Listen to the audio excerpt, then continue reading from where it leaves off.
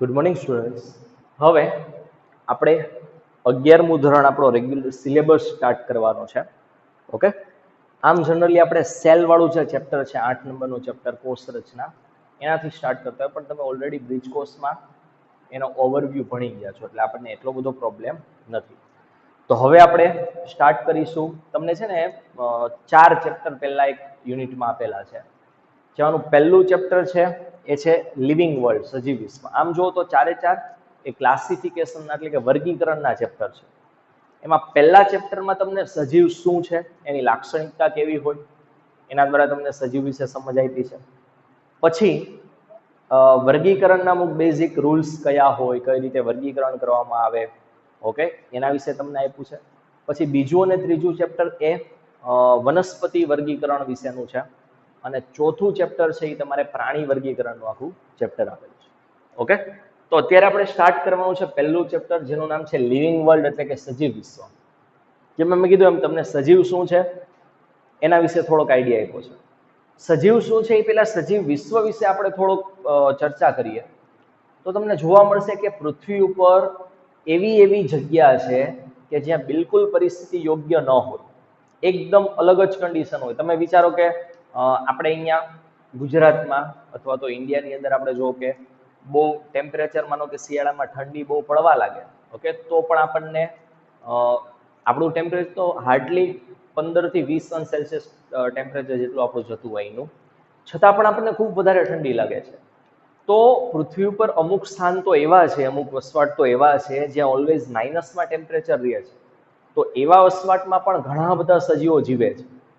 એનાથી ઓપોઝિટ વિચારો તો રણ પ્રદેશ, જ્યાં ઓલવેઝ ટેમ્પરેચર 40-45 અંશ સેલ્સિયસ, ઘણી વખત 50 અંશ સેલ્સિયસે પહોંચી જાય, છતાં પણ એ વિસ્તારમાં અથવા તો એ વસવાટમાં સજીવો જીવતા હોય છે. ઓકે, તો આમ તમે જુઓ તો સજીવ વિશ્વ આપણને ખૂબ જ અચરજ પ્રમાણે એવું છે. એ રીતના સજીવોની લાક્ષણિકતા પણ અલગ અલગ હોય છે. ઓકે, અને એકદમ અદ્ભુત હોય છે, જેનાથી આપણને આશ્ચર્યચકિત આપણે થઈ જઈએ છીએ.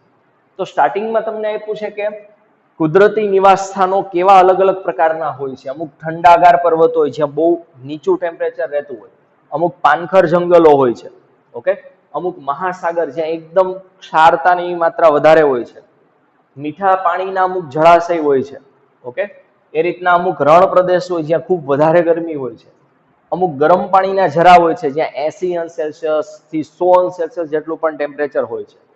તો આવા અલગ અલગ વસવાટમાં પણ સજીવો પોતે જીવે છે અને વસવાટ કરતા હોય છે. ઓકે, એ રીતના સજીવોની કેટલીક અલગ લાક્ષણિકતાની વાત કરીએ તો ઝડપવાન ઘોડો છે, એકદમ સ્પીડમાં દોડતો ઘોડો. ઓકે, એ રીતના સ્થળાંતરિત થતા પક્ષી, અમુક પક્ષી પોતે હજારો લાખો કિલોમીટરનું ડિસ્ટન્સ કાપી અને કોઈ જગ્યાએ આવતા હોય છે. ઓકે, એવું પણ તમે જોયું હોય છે. વેલી ઓફ ફ્લાવર, ઘણા બધા પુષ્પ ભેગા મળીને એક આખી અલગ જ ચિત્ર ઊભું કરતા હોય છે. તમે આપણે કેવડિયા કોલોની છે, સ્ટેચ્યુ ઓફ યુનિટી જ્યાં બન્યું છે, ત્યાં આવી એક વેલી ઓફ ફ્લાવર બનાવી છે. ઓકે, એની વિઝિટ કરવાનો અને જોવાનો આનંદ જ આખો અલગ હોય છે.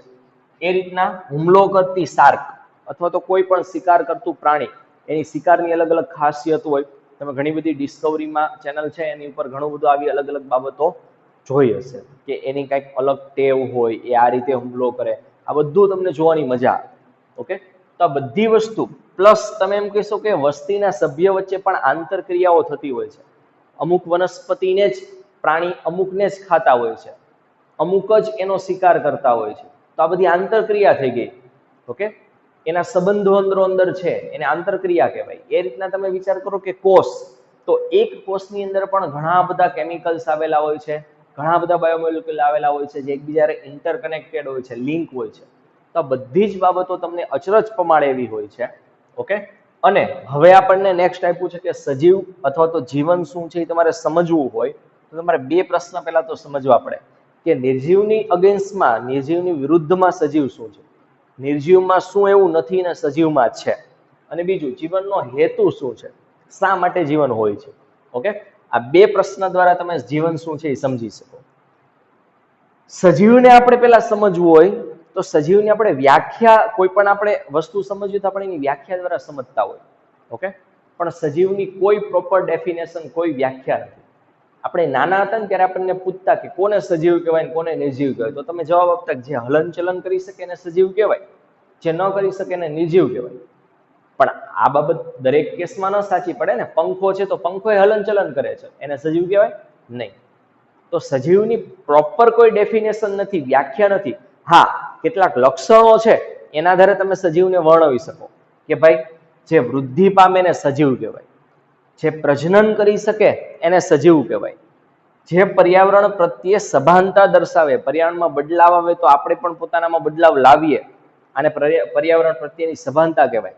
તો આ લાક્ષણિકતા ધરાવે એને સજીવ કહેવાય. જેની અંદર ચયાપચયની ક્રિયા થતી હોય એને સજીવ કહેવાય. તો આવી લાક્ષણિકતાના આધારે તમે સજીવને શું કરી શકો? વર્ણવી શકો. બાકી સજીવની કોઈ પ્રોપર ડેફિનેશન નથી. તો આપણે તો સજીવને જાણવું છે, સમજવું છે શું છે સજીવ. તો આપણે એક પછી એક આ લાક્ષણિકતા ભણવાની થાય.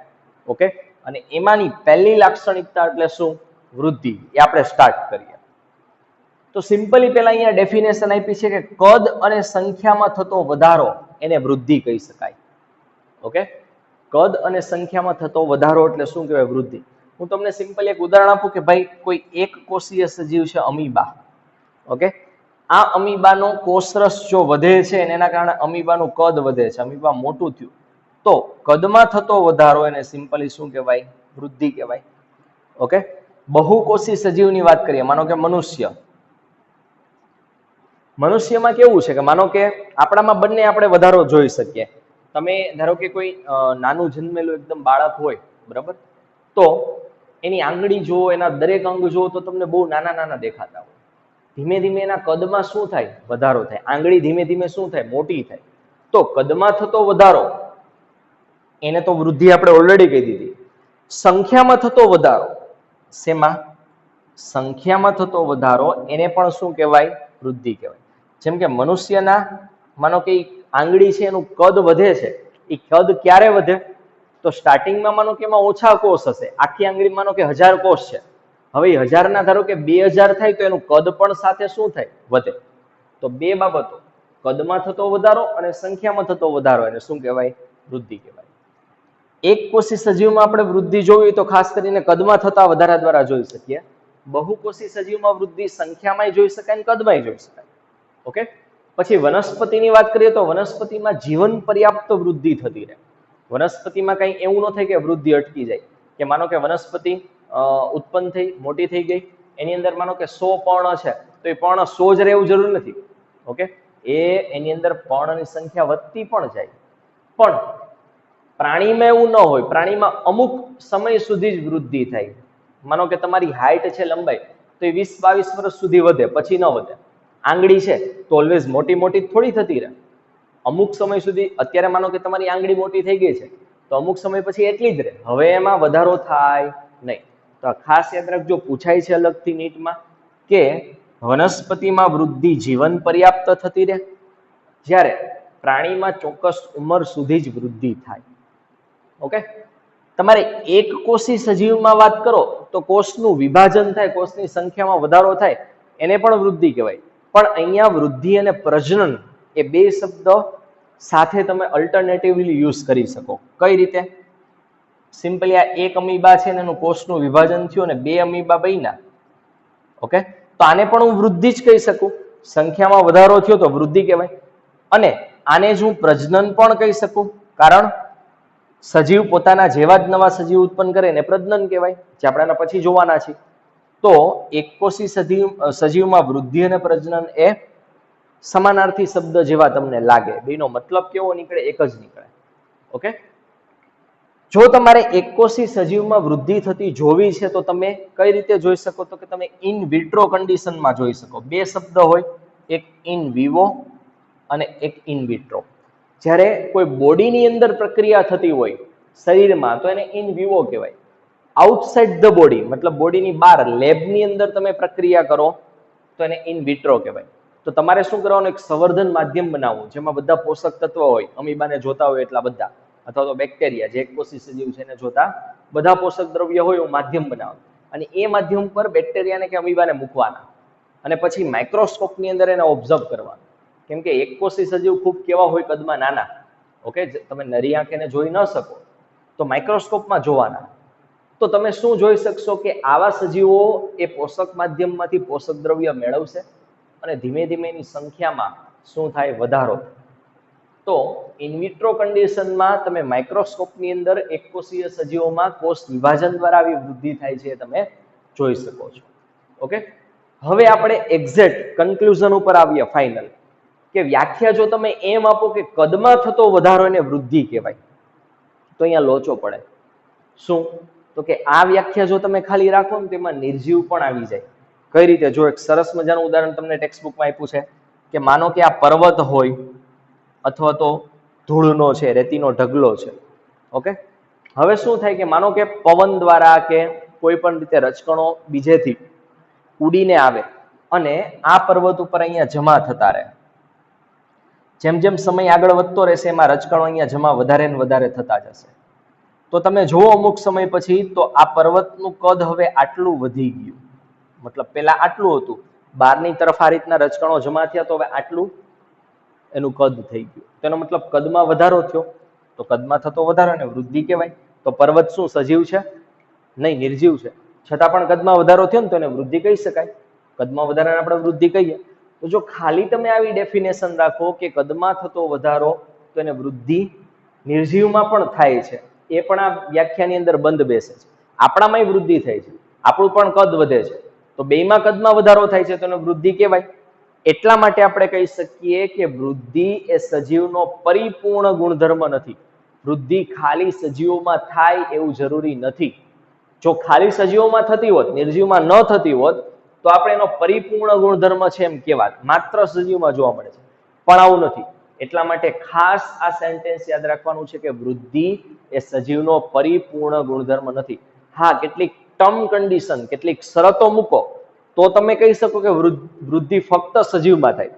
જેમ કે જો આપણી વાત કરીએ તો આપણામાં વૃદ્ધિ થાય છે, અહીંયા પણ વૃદ્ધિ થઈ, કદમાં વધારો થયો. પણ આ વૃદ્ધિ કઈ રીતે થઈ? તો કે શરીરની સપાટીની બહારની બાજુ અહીંયા કણ છે એ જમા થયા, એના કારણે એનું કદ વધ્યું, એટલે વૃદ્ધિ થઈ. તો અહીંયા આપણે કહી શકીએ કે નિર્જીવની અંદર બહારથી દ્રવ્ય જમા થવાના કારણે વૃદ્ધિ થાય છે, પણ આપણામાં એમ નથી થતું. આપણામાં માનો કે અહીંયા હું કોઈ વસ્તુ છે એને બહારથી આપણે કોષ ઉમેરાય છે, નહીં. આપણામાં તો અંદરથી જ કોષ વધે છે, એના કારણે આપણી વૃદ્ધિ થાય છે. તો આવો જો તમે ચોક્કસ કંઈક શરત મૂકો તો તમે એમ કહી શકો, કેટલીક શરતોના આધારે તમે કહી શકો કે સજીવની અંદર વૃદ્ધિ થાય છે, નિર્જીવમાં નથી થતી. કેવી શરત? જેમ કે હમણાં આપણે મૂકીએ કે વૃદ્ધિ બહારથી ન થાય એને વૃદ્ધિ ન કહી શકાય, અંદરથી થાય, સંખ્યા વધે તો જ એને વૃદ્ધિ કહેવાય. આવી તમે શરતો મૂકો તો સજીવમાં વૃદ્ધિ થાય છે અને નિર્જીવમાં નથી થતી એમ તમે કહી શકો. બાકી તો વૃદ્ધિ તો બેયમાં થાય છે, કદ તો બેયનું વધે છે. અને એટલા માટે જ આપણે આ સેન્ટેન્સ યાદ રાખવાનું છે કે વૃદ્ધિ એ સજીવનો પરિપૂર્ણ ગુણધર્મ નથી. ક્લિયર? તો આ તો પહેલી લાક્ષણિકતા સજીવની વૃદ્ધિ. નેક્સ્ટ હવે આપણે બીજી લાક્ષણિકતા જોવાની છે, કઈ? પ્રજનન. ક્લિયર? ઓકે, નેક્સ્ટ વિદ્યાર્થી મિત્રો, એના પછીની આપણે સજીવની બીજી લાક્ષણિકતા જોવાની છે, પ્રજનન. ઓકે, તો પ્રજનન એટલે શું? તમને આઈડિયા હશે કે કોઈ સજીવ પુખ્ત વયે એના જેવું જ બીજું સજીવ ઉત્પન્ન કરે, બાળ સજીવ, તો આ ક્રિયાને પ્રજનન કહેવાય. પુખ્ત વય શબ્દ જરૂરી છે કે કોઈ પણ સજીવ ધારો કે નિર્માણ પામ્યું હોય તો તરત એનામાં પ્રજનનની ક્ષમતા ન હોય. અમુક સમય સુધી એનો વૃદ્ધિ અને વિકાસ થાય, એની ઉંમરના અમુક વર્ષ પછી જ એને પ્રજનનની ક્ષમતા પ્રાપ્ત થાય છે. એટલા માટે અહીંયા આપણે લખ્યું છે કે સજીવ પુખ્ત વયે, એ પોતે મેચ્યોર થઈ જાય ત્યારે એમાં પ્રજનનની ક્ષમતા આવે અને પછી એ પોતાના જેવી નવી સંતતિ અથવા તો નવું બાળક અથવા તો નવું બાળ સજીવ ઉત્પન્ન કરે. આ ક્રિયાને શું કહેવાય? પ્રજનન કહેવાય. ઓકે, બહુકોષી સજીવની વાત કરો તો બહુકોષી સજીવ મતલબ ઉચ્ચ કક્ષાના બધા મનુષ્ય છે ને બધા સસ્તનો, તો એ લોકોની અંદર જે સંતતિ ઉત્પન્ન થશે એ ઓછા વધતા પ્રમાણમાં એના પિતૃને મળતી હોય. કેમ કે લિંગી પ્રજનન કરતા હોય એ લોકો મુખ્યત્વે, અને લિંગી પ્રજનન કરે તો એમાં બે સજીવો ભાગ લેતા હોય, નર અને માદા. જેના કારણે શું થાય કે નવા કંઈક જનીનના જોડાણ બનતા હોય, એના કારણે લક્ષણો પણ કંઈક નવા ઉત્પન્ન થતા હોય. તો એની જે સંતતિ હોય ને એના અમુક લક્ષણ એના માતા જેવા હોય ને અમુક લક્ષણ એના પિતા જેવા હોય. તો જે બહુકોષી સજીવો છે એની સંતતિ ઓછા વધતા પ્રમાણમાં એના પિતૃને મળતી આવે છે. અને આપણે કીધું એમ કારણ તો કે એમાં લિંગી પ્રજનન થતું હોય. પણ જો અલિંગી પ્રજનન કરતા સજીવો હોય, જે નિમ્ન કક્ષાના બધા સજીવ, જેમાં મોસ્ટ ઓફ અલિંગી પ્રજનન પદ્ધતિથી પ્રજનન થતું હોય, તો એની સંતતિ એ બેઠે બેઠી એના પિતૃને મળતી આવે, કેમ કે એમાં એક જ સજીવ ભાગ લેશે. જે બાળકને જનીન દ્રવ્ય મળવાનું છે એ એક જ પિતૃમાંથી મળવાનું છે, તો આ સજીવ એ બેઠે બેઠું કોને મળતું આવે? એના પિતૃને. અહીંયા આપણને અલગ અલગ પ્રકારની કેટલીક પ્રજનન પદ્ધતિ આપી છે, અલિંગી પ્રજનન પદ્ધતિ. ઓકે, જેમ કે ફૂગની અંદર બીજાણુ નિર્માણ દ્વારા પ્રજનન થતું હોય. તમે ફૂગની રચના ક્યારેક જોઈ હોય તો, હું ધારો કે અહીંયા એક પેનિસિલિયમ નામની ફૂગ દોરું છું. આમ હાથના પંજા જેવી સપોઝ લાગે. એની ઉપર નાના નાના આવા બીજાણુ ઉત્પન્ન થાય. ઓકે, ગોળાવા. અને આવા બીજાણુ પછી અહીંથી ખરે અને જમીન ઉપર પડે. એ બીજાણુ જમીન ઉપર પડે, એનું અંકુરણ થાય, તે નવ સેમ આગળ હતી એવી પેનિસિલિન બીજી આમાંથી ઉત્પન્ન થાય. તો આ પદ્ધતિને કહેવાય બીજાણુ નિર્માણ અથવા તો બીજાણુ સર્જન. તો ફૂગની અંદર આવા બીજાણુ દ્વારા અલિંગી પ્રજનન થતું હોય. ઈસ્ટ અને હાઇડ્રા જેવા સજીવ હોય તો એમાં કલિકા સર્જન દ્વારા પ્રજનન થાય. ઓકે, હાઇડ્રા તમે બધાએ જોયું હોય આ પ્રકારનું હોય છે. ઓકે, અહીંયા આ રીતના એમાં સૂત્રાંગો હોય. તમે વનસ્પતિ પ્રાણી વર્ગીકરણ ભણશો ચેપ્ટર નંબર 4, ત્યાં આવશે. તો આ લોકોમાં શું થાય કે એનો શરીરનો કોઈ નાનો ભાગ હોય એ પોતે ત્યાં કોષ વિભાજન વધારે થાય, એટલે એક આવી ગાંઠ જેવી રચના બને, જેને કલિકા કહેવાય, બર્ડ કહેવાય. ઓકે, પછી ધીમે ધીમે આ કલિકામાં કોષ વિભાજન વધતા એ કલિકા મોટી થાય અને એક સમયે એ આ પિતૃ જેવી બની જાય એની વૃદ્ધિ થતા. અને જ્યારે એના પિતૃ જેવી બની જાય ત્યારે આ મૂળ સજીવથી એ પોતે અલગ થાય અને નવા સજીવ તરીકે વર્તે. આ પદ્ધતિને કહેવાય કલિકા સર્જન. ઓકે, જે ઈસ્ટ અને હાઇડ્રા જેવા સજીવમાં જોવા મળે. એ રીતના પ્લેનેરિયા હોય તો એમાં પુનઃસર્જન જોવા મળે. પ્લેનેરિયા તમને આવું લવિંગ જેવું દેખાતું હોય. લવિંગ બધાએ જોયું છે રસોડામાં? આ રીતના હોય છે. ઓકે, આ સજીવમાં કેવું થાય કે એનો કોઈ માનો કે ભાગ આટલો કટ થઈ જાય, કપાઈ જાય. ઓકે, તો અમુક સમય પછી ત્યાં નવા ભાગનું નિર્માણ થઈ જાય. આ પદ્ધતિને કહેવાય પુનઃસર્જન. એનો ગુમાવેલો ભાગ ફરી પાછો એને પ્રાપ્ત કર્યો.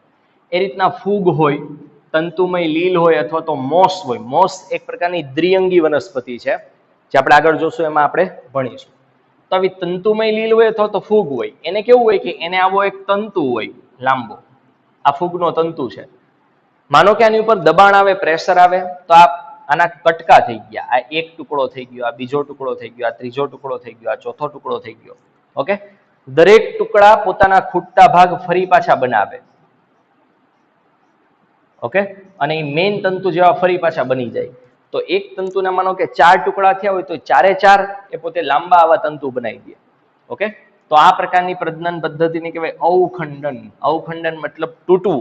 પેલા ટુકડા થયા અને દરેક ટુકડામાંથી નવા સજીવનું શું થયું? નિર્માણ થયું. તો આ તમને MCQ માં પૂછાઈ શકે કે કયા સજીવમાં કયા પ્રકારે, મતલબ કઈ અલિંગી પ્રજનન પદ્ધતિ દ્વારા પ્રજનન થાય છે.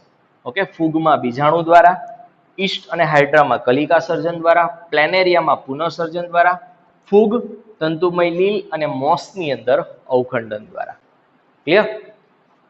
નેક્સ્ટ, અમુક એકકોષીય સજીવ હોય, બીજા બેક્ટેરિયા છે, એકકોષીય લીલ હોય કે અમીબા હોય, એમાં પ્રજનનને વૃદ્ધિને સાથે સરખાવાય છે. મેં તમને આગળ ઉદાહરણ આપ્યું વૃદ્ધિ વખતે કે અમીબા છે માનો કે, બરાબર, તો એમાં એનું કોષ વિભાજન થઈને 2 બાળ અમીબા બન્યા, તો આ પ્રજનન પણ થયું કહેવાય. અહીંયાની સંખ્યામાં વધારો થયો, મતલબ સંખ્યામાં વધારો એટલે વૃદ્ધિ પણ કહેવાય. તો આવા કેસમાં આપણે પ્રજનન અને વૃદ્ધિને અલગ કરી શકતા નથી. બે સેમ જેવી જ પ્રોસેસ થાય છે. ઓકે, અમુક સજીવો એવા છે જે પ્રજનનની ક્ષમતા નથી ધરાવતા, જેમ કે ખચ્ચર છે, ઘોડા અને ગધેડા, એના સંકરણથી જે જાતિ ઉત્પન્ન કરવામાં આવે છે એને ખચ્ચર કહેવાય. એ પ્રજનનની ક્ષમતા નથી ધરાવતા. મધપૂડો જોયો તો એમાં એક વંધ્ય માખી આવે, એક નર માખી હોય, આખા મધપૂડામાં એક જ રાણી માખી હોય અને ઘણી બધી વંધ્ય માખી હોય. એ કામદાર વર્કર કહેવાય. એ પણ પ્રજનનની ક્ષમતા ન ધરાવતા હોય. એવી રીતના તમે કેટલાક વંધ્ય હોય એવું માનવ યુગલ પણ જોયું હોય કે કોઈ દંપતી છે અને મે બી એના ચાઇલ્ડ ન થતા હોય. ઓકે, કારણ કે એની અંદર પ્રજનન કોષો ન બનતા હોય કે કોઈ પણ XYZ એને પ્રોબ્લેમ હોય, તો એમાં પણ પ્રજનનનો ગુણધર્મ નથી અત્યારે. તો આવા જે લોકો છે એ પ્રજનનની ક્ષમતા ધરાવતા નથી.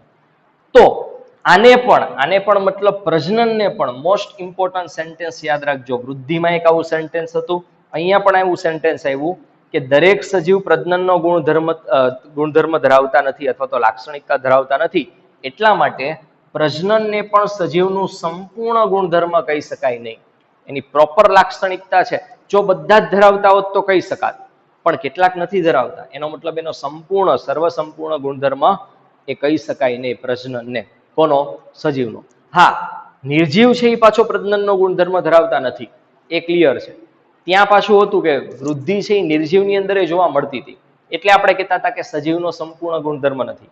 એમ બધા જ સજીવો પ્રજનન કરી શકતા નથી, એટલે આપણે કહી શકીએ કે પ્રજનન પણ સજીવનો સંપૂર્ણ ગુણધર્મ નથી. હા, પણ નિર્જીવમાં પ્રજનન જોવા મળતું નથી, એ શ્યોર છે. ક્લિયર? તો આ તો બીજો લાક્ષણિકતા સજીવની ઇમ્પોર્ટન્ટ કઈ? પ્રજનન.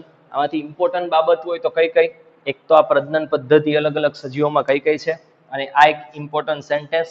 કયા સજીવો પ્રજનન નથી કરી શકતા એ પણ અલગથી પૂછાય, તો આટલા યાદ રાખવાના છે. ક્લિયર છે? આપણને ટેક્સ્ટ બુકમાં એટલીસ્ટ આપેલા છે, એટલા તો યાદ રાખવાના છે. નેક્સ્ટ હવે એના પછી ચયાપચયની પ્રક્રિયા છે, જે સજીવોની ત્રીજી લાક્ષણિકતા છે.